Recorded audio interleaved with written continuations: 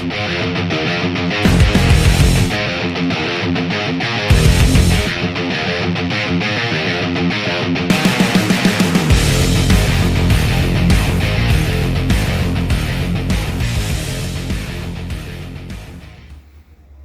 galera, beleza? E aí, tudo bem com vocês? Espero que esteja aí tudo bem com todo mundo. Sejam todos bem-vindos ao meu canal Clássicos do Rock.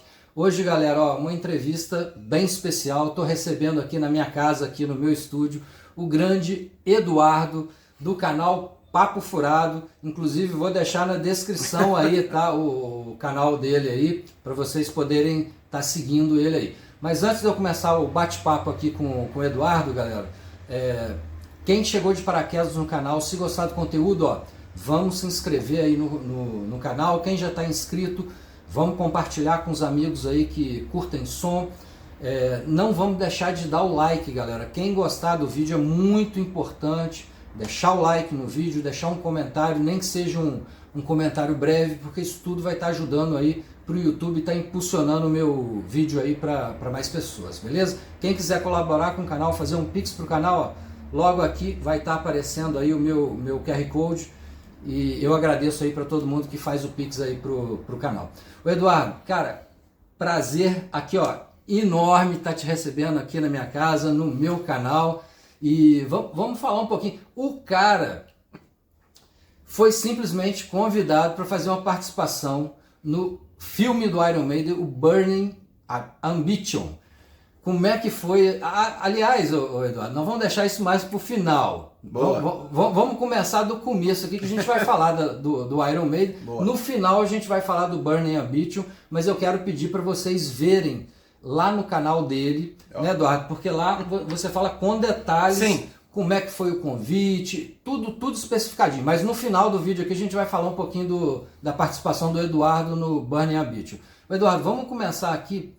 Quando você começou a curtir essa bandaça chamada Donzela de Ferro?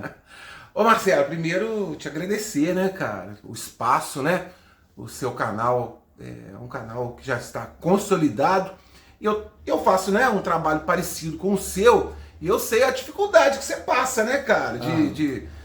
Eu costumo brincar, mas mesmo falando sério, que mesmo que a gente tivesse um horário nobre numa emissora de televisão conceituada, o nosso trabalho ia ser difícil, porque a gente tá aqui no Brasil, falando de heavy metal, né, cara? Já é difícil. Na terra do samba, né? Pô, na terra do samba, ou seja, a gente tá literalmente, a gente tá remando contra a maré, mas a gente, pelo amor que a gente tem pelo rock, pelo heavy metal, pelo hard rock, e esse espaço que o YouTube, alternativo que o YouTube hoje proporciona a gente, então é legal que a gente consegue atingir, né, muita gente, graças aí às novas tecnologias.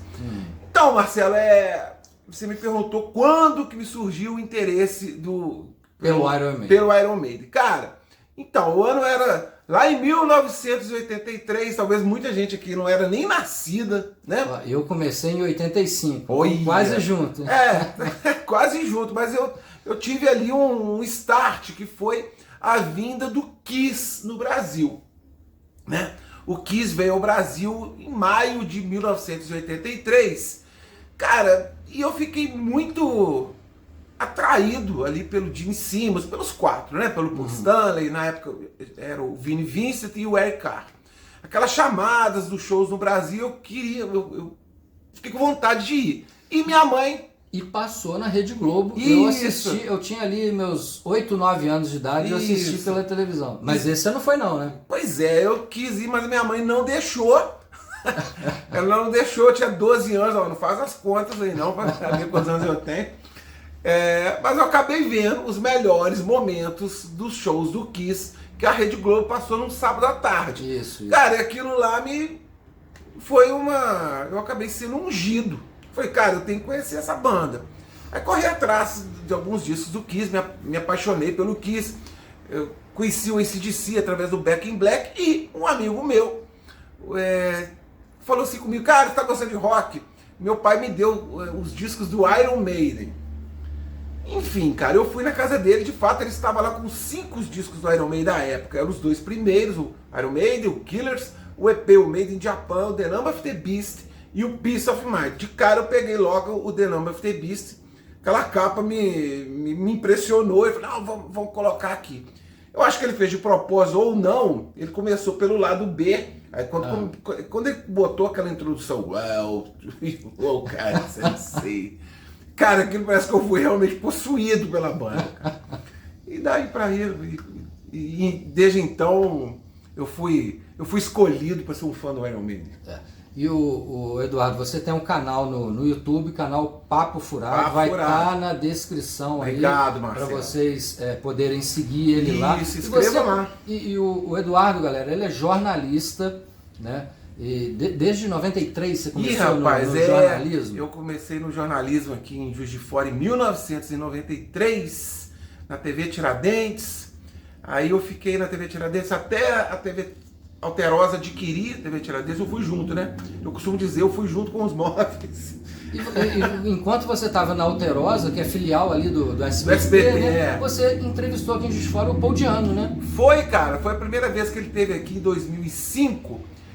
Eu fui lá, eu entrevistei ele. Você acredita que eu não tem no penso... seu canal? Cara, tem esse. Eu fiz um vídeo, né? Quando eu entrevistei o Paul Di'Anno e o Blaze Bayley. O Blaze Bayley, eu tenho o arquivo, tá lá no canal, quem digitar lá Blaze Bayley acha. Só que essa entrevista que eu fiz com o Paul Di'Anno em 2005, cara, acho que nem a TV Alterosa tem, cara.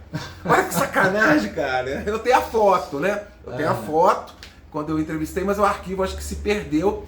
O do Blaze Bayley tem lá. Eu tive essa felicidade de entrevistar os ex-vocalistas do Iron Maiden aqui de fora.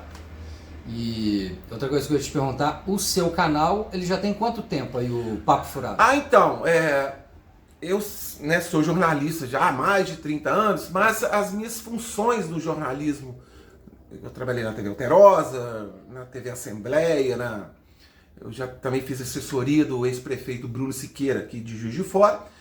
Eu fui um jornalista que trabalhou por detrás das câmeras. Eu já atuei como repórter também, mas muito rapidamente.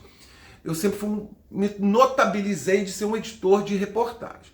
Cara, aí chegou aquele ano de 2000 eu tinha feito um vídeo antes, em 2019, mostrei lá minha coleção do Iron Maiden. Foi uma maneira muito despretensiosa. Mostrei lá, que eu tenho o meu maior volume de acervo é do Iron Maiden. Eu mostrei esse vídeo e gerou um certo interesse.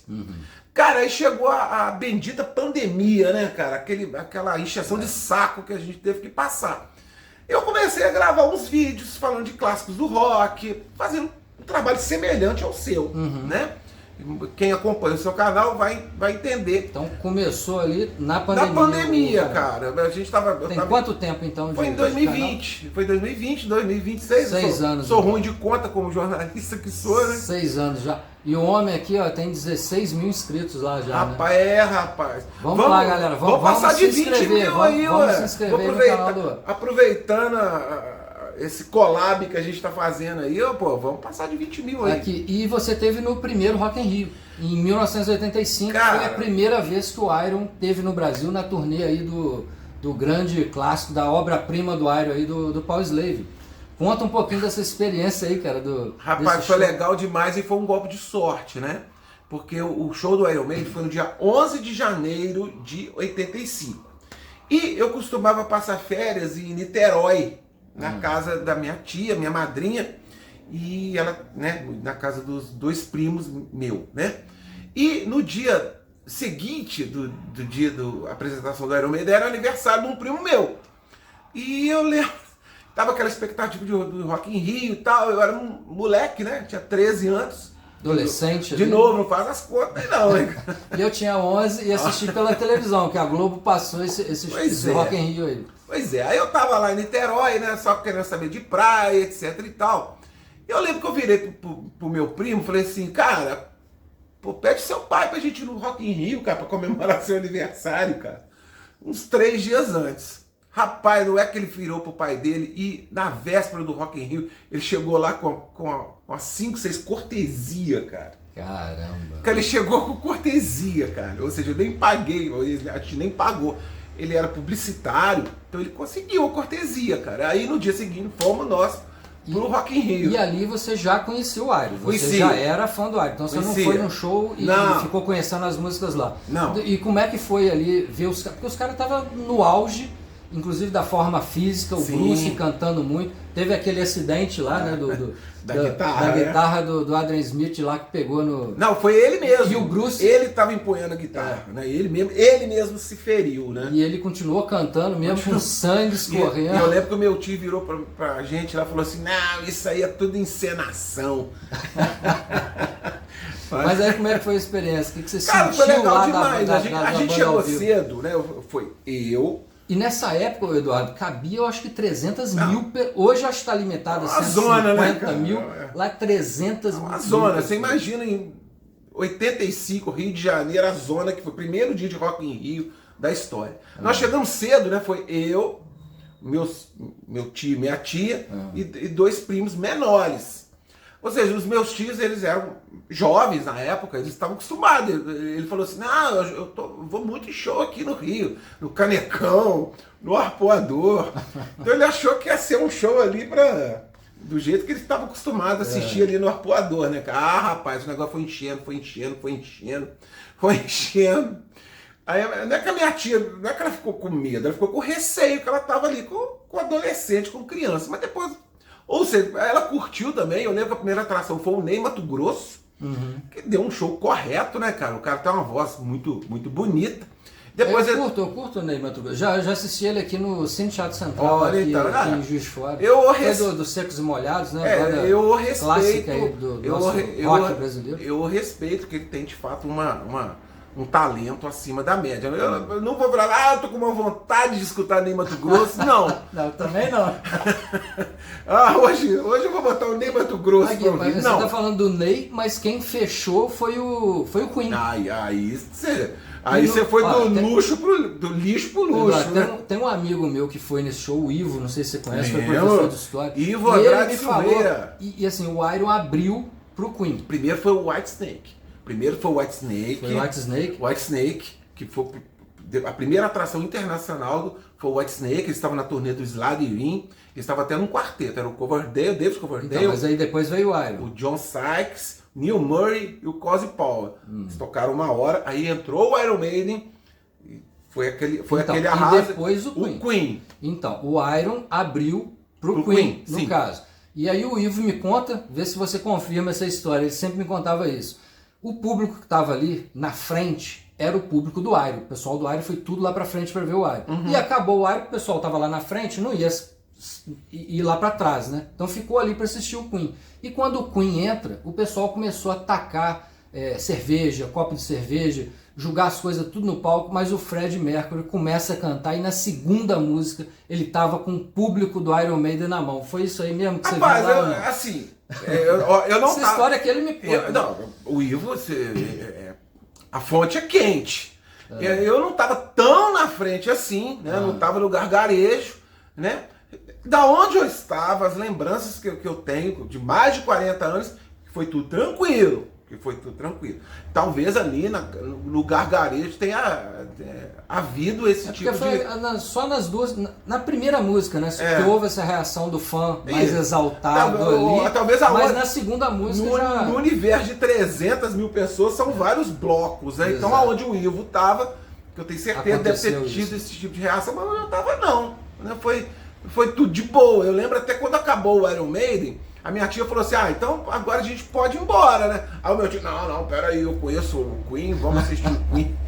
Mas você viu o Queen também? Vi, cara, eu tenho no currículo. Esse era um show que eu queria ter visto e infelizmente... Infelizmente não dá mais, né? Até dava pra assistir depois, mas sem o Fred Mercury. Eu queria assistir o Queen com o Fred Mercury. Aqui, mas vamos passar pra frente aqui, porque senão a gente vai conversar aqui 3 horas, né, Dan? Seria um prazer. Aqui, pra mim também. Mas depois o papo aqui, depois a gente toma uma gelada, depois da entrevista aqui, continua o papo. Aqui, mas vamos falar de alguns clássicos aí do Iron, que o Eduardo curte pra caramba, e todos que ele citou aqui, eu também vou curtir, então a gente vai bater um papo rapidinho aqui. O primeiro que ele citou foi o Killers. Cara, essa capa é É a maior capa do heavy metal de todos Ela os chama tempos. muita atenção, a machadinha aqui, né? Muita gente fala que a Margaret Thatcher É ela, né? tomando Porque a machadada no aqui. single Né? da Sanctuary é ela, né? E aqui é a estreia do grande Adrian Smith, né? Que foi muito importante a entrada dele aqui pra Esse disco eu acho ele... Pode falar aí o que você acha do disco.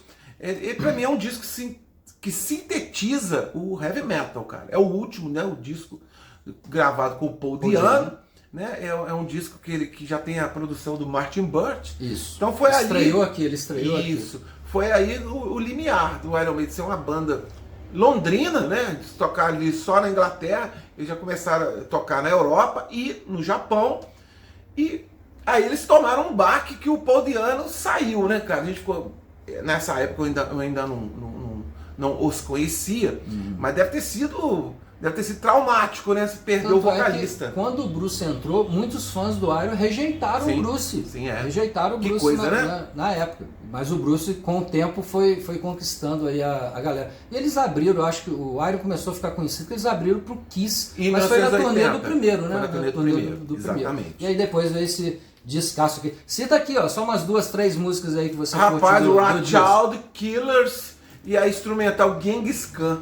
Simplesmente matadora. Aqui, vamos passar para mais um aqui. São só mais 3 discos aí, tá, galera? Citar os 17 seria complicado, redundância. Né? Aí outro que ele escolheu aqui, ó, The Number of the Beast, que também é prediletaço meu. E aqui, estreia do Bruce Dickinson.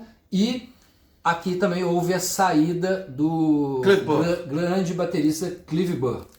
Cara, esse disco é o maior disco do heavy metal de todos os tempos. Tem gente às vezes que quer me fazer uma pegadinha, fala assim, cara, cita aí o melhor disco de heavy metal de todos os tempos. Cara, pra mim a resposta é muito fácil. É o The Number of the Beast. É um disco perfeito, né?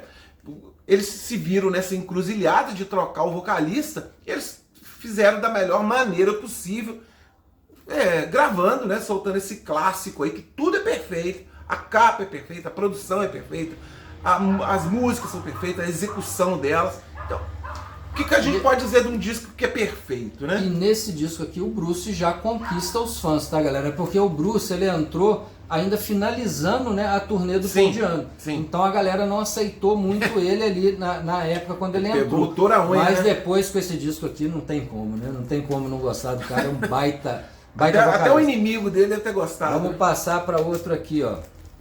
Somewhere in Time, é outro disco que o Eduardo gosta bastante, eu também curto. Isso. E aqui já é fase clássica, né? Aqui já é com o Nico na batera. Sim. E na época assustou muita gente esse disco, né, Eduardo? Rapaz, eu lembro perfeitamente. Guitarras sintetizadas aqui, né? Eu lembro perfeitamente que a gente estava com um amigo nosso aqui, o Tuca, um ídolo nosso aqui da cidade.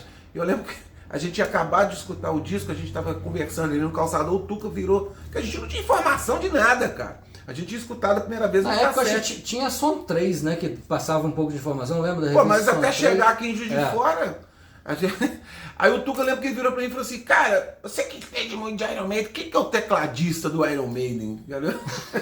Porque muita gente achava que era... Que tinha adição de teclado, né? Mas é guitarra sintetizada. Cara, é um disco que o Iron Maiden foi muito corajoso, né? Depois dos 5 primeiros discos, né? Que elevou o Iron Maiden a ser a maior banda do mundo. Então eles resolveram fazer um disco um pouco diferente, que é um disco que tem até um pezinho ali no comercial, né? A música Wasted Years é uma música relativamente comercial, que chegou a tocar em rádio nos Estados Unidos. E a Stranger and Strangeland, que tem uma batida até meio dançante. Eu lembro que isso tocou em danceteria, essa música. Aí, olha lá, que doideira, cara. Mas assustou muito os fãs Assustou, mas foi um susto bom, digamos assim. Aqui, mas cita aqui o The Number of the Beast, cita algumas músicas aqui, ó. As 8. Todas, então tá valendo. Vamos lá, Halloween Be Thy Name, The Number of the Beast, 22 Acacia Avenue. Aqui, então vamos lá, cita agora algumas aqui do Summer in Time. Wasted Years, Stranger in a Strange Land, que são 2 músicas solos do Adrian Smith. Cara, e uma música que foi aquele clamor, né, pra tocar ao vivo, que foi, esse sonho só foi realizado em 2023, 2024, que é Alexander the Great, que é uma música muito aclamada. Que eles ficaram muito tempo, praticamente a carreira inteira não, eles nunca sem tinham tocar. tocado, eles foram tocar e voltaram agora, não, né? eles tocaram voltaram não, né? Tocar, porque nem na turnê eles tocaram. Não, eles tocaram a primeira vez ao vivo agora em 2023. E você tava lá no show, né? Tava em São Paulo, no último show da que música. Eu não sei como é que eles nunca tocaram isso, cara. Né? Não sei. Foi aquele clamor. Vamos passar pro último agora. Agora é um show que a gente foi junto. Olha, nessa época eu trabalhava aí com excursão aí. E ele viajou aí junto com a empresa com que eu trabalhava. Cara, legal demais aquelas excursões, né? Brave New World, aqui a volta da formação clássica, só que com um intruso ali, né? O Yannick Gears ficou ali na banda. Cara, eu gosto dele. Eu também gosto, mas eu digo assim, né? Porque a formação clássica não tinha o Yannick, né? E a volta, então é um disco prediletaço aí do Eduardo. A gente foi na tour, que foi aqui, ó, saiu depois do Rock in Rio, ó. Eu e o Eduardo estamos aqui, ó. Vocês podem procurar aqui, ó. Vocês vão ver a gente. A gente faz parte do back vocal, né?